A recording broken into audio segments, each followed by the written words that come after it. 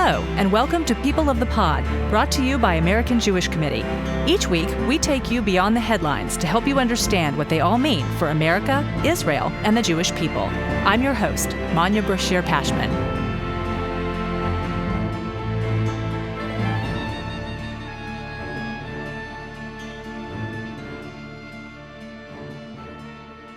Last week, Israeli Defense Forces killed Hamas leader Yahya Sinwar, the architect of the October 7th terror attacks. His death comes 2 months after the murder of 6 hostages who he had been using as his human shields. What comes next? How will Sinwar's death impact the dynamics within Hamas and the broader conflict between Israel and other Iran-backed proxies? What are the potential implications for Israel's security and regional stability? And what does this mean for the 101 hostages still being held by Hamas? For answers to those pressing questions, AJC welcomed its Jerusalem Director, Lieutenant Colonel Avital Leibovich, and Chief Policy and Political Affairs Officer Jason Isaacson for an in-depth analysis of the unfolding situation. Here's a portion of that conversation. Thanks very much. Before we begin our discussion, Avital, please allow me to again express to you my and all our AJC colleagues and supporters gratitude for your consistent availability throughout this difficult, dangerous period to brief the AJC family on the challenges that Israel faces, the trauma that Israel suffered on October 7th and onward, and the remarkable resilience of the people of Israel in the face of terrorism. Allow me also to wish you and your family and our AJC colleagues in Jerusalem a healthy and, let's hope, a more peaceful new year. We are meeting now 1 week after a major development, perhaps even a turning point in Israel's necessary war against Hamas, the killing of the terrorist organization's leader, the murderous mastermind of October 7, Yahya Sinwar, by the IDF in Rafah in southern Gaza. I want to hear your thoughts on the ramifications of that successful operation, which has been praised by the U.S. and other world leaders.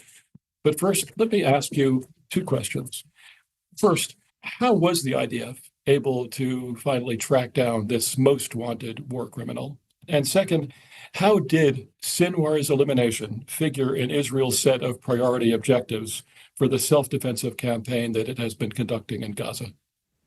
Thank you, Jason, for your kind opening words. And it's always good to be with you here on another, what I think will be an interesting session for our listeners. So it was the day of October 16th, a few days ago. IDF troops, actually reserve unit, were working in a neighborhood in Rafah called El Sultan neighborhood. This is approximately 1 kilometer from Israel, so it's a relatively short distance. These soldiers have identified 3 suspicious figures moving from one area to another between buildings, and they fired towards the suspects, and then the group split into 2. 2 of them stayed in one area and another one stayed in another building. And in order to make sure that buildings are not booby-trapped, so the forces are not endangered, what the IDF often does, it sends a drone with a camera inside the building, searching and checking out to see who is exactly there. And then they saw on a couch in the corner of the living room, this was, by the way, a very fancy villa in this neighborhood. They saw a figure sitting there with his head covered, with his face covered, and armed with a weapon, with grenades, and they fired. They understood that this is a terrorist, and they fired towards that person. Because, again, there was danger of the amount of explosives that were placed in this specific house, it took only 24 hours until the forces returned and then searched the house. When they got to this terrorist sitting on the armchair, they suddenly realized that it looked very similar to Sinwar. But in order to check, whether it was Sinwar or not, they had to take a DNA sample from one of his fingers, and Sinwar has been in Israeli prisons for many years, and therefore his DNA samples is already there.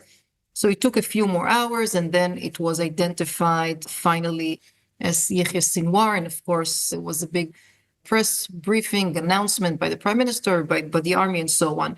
What else was found on his body was the following: a small gun, a big rifle, flak jacket filled with different kinds of grenades, 40,000 shekels, which is equivalent of something like $12,000 in cash, a passport of someone else, an UNRWA certificate of another person on another identity.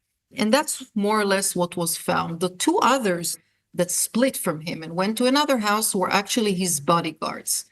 Later on, when the army searched deeper, it reached a conclusion that the tunnel that 6 hostages were held in and were murdered viciously by Hamas just 6 weeks before were just a few hundred meters from where Sinwar was.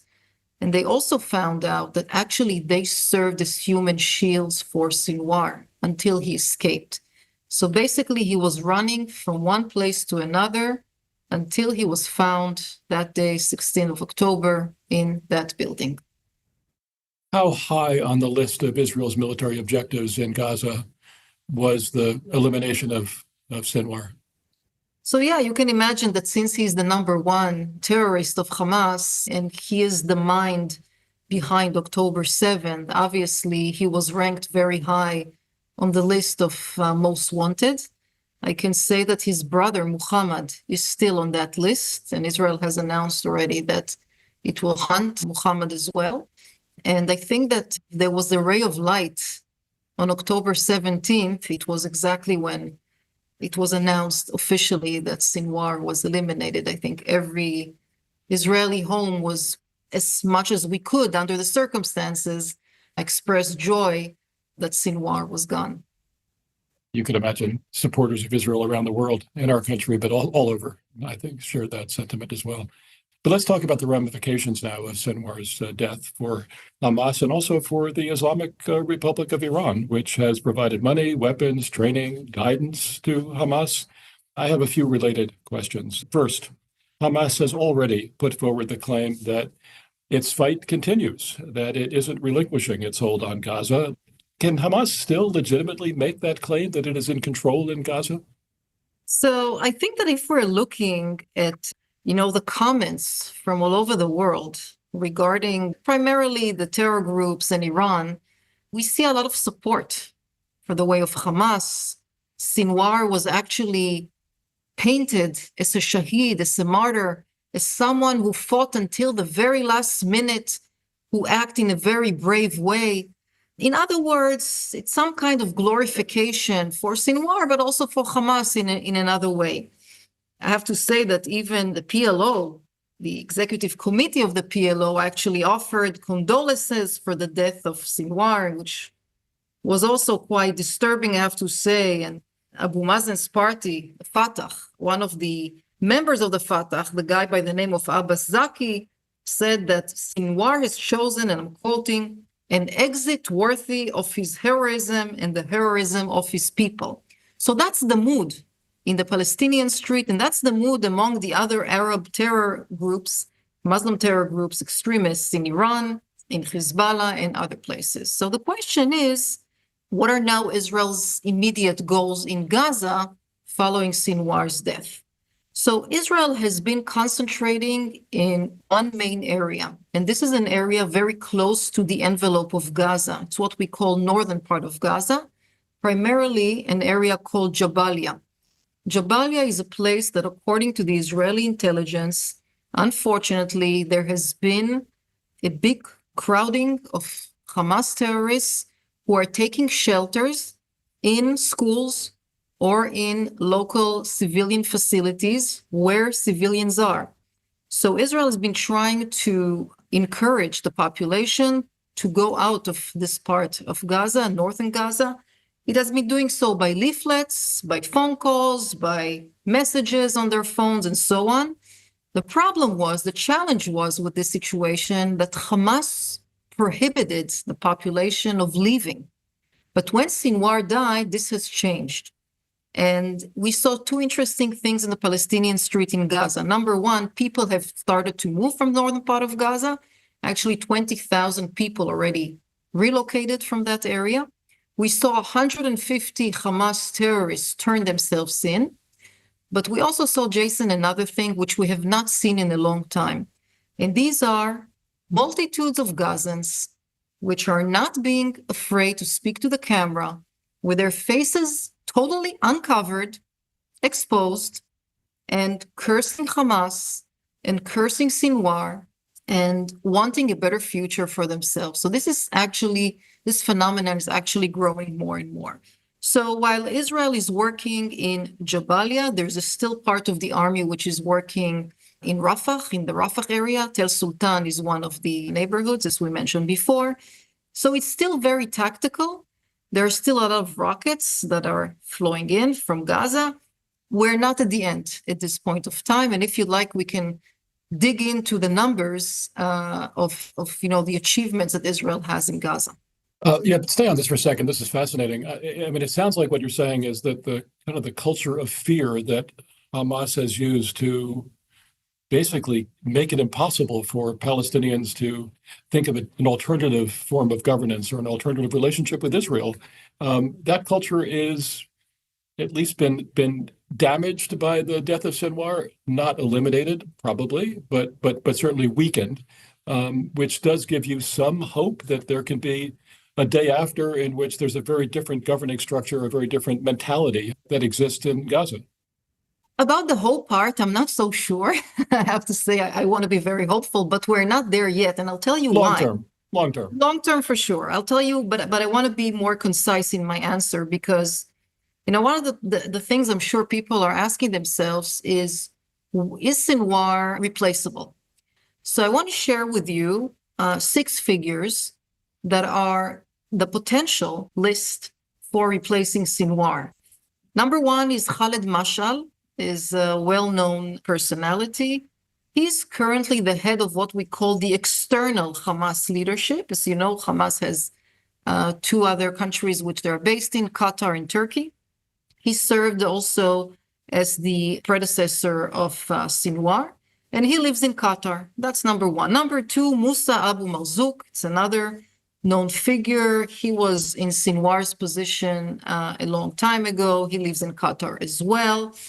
Then we have Muhammad Darwish. He is the head of the Hamas Shura Council.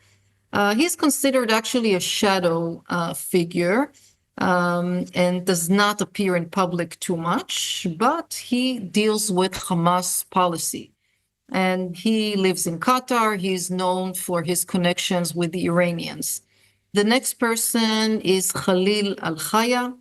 He is the deputy head of the political bureau of Hamas. Actually, he is the deputy of Sinwar.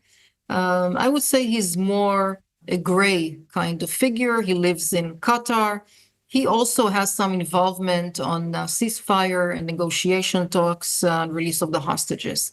And then we have Muhammad Nazal, another member of the Hamas political bureau, one of the most prominent spokespeople for the Hamas terror group. And the last one is Zahir Jabarin, member of the Hamas political bureau since 2021. And he's also in charge of the Judea and Samaria area or the West Bank. And he lives in Turkey. So these are the potential replacements for Sinwar. And the question here really remains, who will take the lead? Whether it will be another figure from Gaza, or will it be an external figure? And of course, each of the options has its own consequences. So if we're looking at Qatari-based Hamas leaders, which are more prone to pressure from the US or from other countries, that's one reason to be optimistic vis-a-vis maybe a future deal with the hostages. But if we're looking at someone from Gaza or someone from the West Bank who will come to Gaza, then I think we're looking at more of the same kind of scenario. So this is where we are in terms of the current situation in Hamas and Hamas leadership. Let's see what conclusion they will reach. Sinwar's brother is not considered in line for promotion? So the opinions here vary. There are those who say that since he's hunted by Israel, then he will not have the capability to deal with it. There are others that say that he's a natural replacement. But I gave you the list on purpose so you can understand that the options are not just one or two people, but more than that.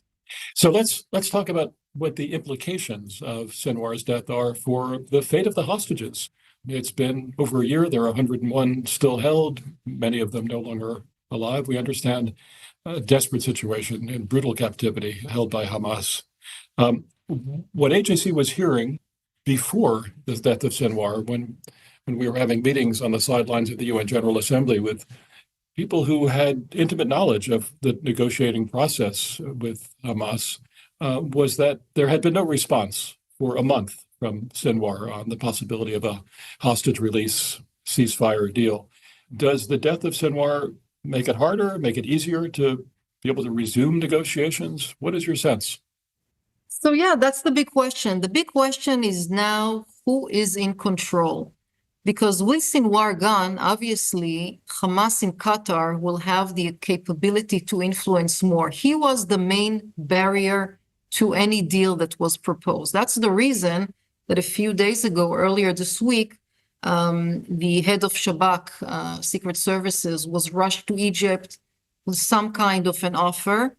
And actually, when Secretary Blinken just ended his visit a few hours ago in Israel, what he said next to his plane before he left was about his, I would say, strategy for the potential hostage deal. And the strategy says that instead of going for the big deal of 101 hostages with stages, being released in different stages, let's try to feel the water. And let's say we are talking about a smaller deal with a minimal amount of time for ceasefire, with just a few hostages that will be released. So in other words, not a very threatening deal, but something to work with. And here again, the question is if the Hamas leadership in Qatar will be able to go along with this kind of deal. I think we're in a very, very narrow window of opportunities. And I think this is the reason why Secretary Blinken is not leaving the area yet and is continuing from one Arab capital to another. I know that he's in Riyadh now, and he's still continuing to other areas tomorrow as well.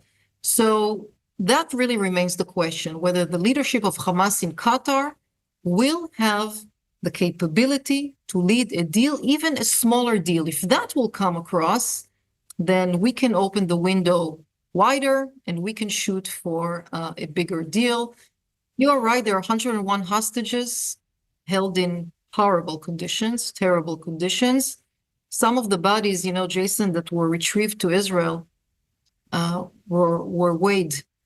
And a girl who is 24 years old was weighing 36 kilograms. That equals to a weight of a third grader, something like that. So we do understand that it's every day that passes it's critical. The estimation is that there are 44 hostages which are no longer living, but the number may be higher because the intelligence information is, as you know, not 100%. Thank you, Avital. To listen to the rest of their conversation, head to the link in our show notes. And if you missed last week's episode, be sure to tune in to the conversation between my colleague Alexandra Herzog and author Elisa Levy about her latest book, Iconic Jewish Women. Thank you for listening. This episode is brought to you by AJC. Our producer is Atara Lakritz. Our sound engineer is TK Broderick. You can subscribe to People of the Pod on Apple Podcasts, Spotify, or Google Podcasts, or learn more at ajc.org/peopleofthepod. The views and opinions of our guests don't necessarily reflect the positions of AJC. We'd love to hear your views and opinions or your questions. You can reach us at peopleofthepod@ajc.org. If you've enjoyed this episode, please be sure to tell your friends, tag us on social media with #peopleofthepod, and hop on to Apple Podcasts to rate us and write a review to help more listeners find us. Tune in next week for another episode of People of the Pod.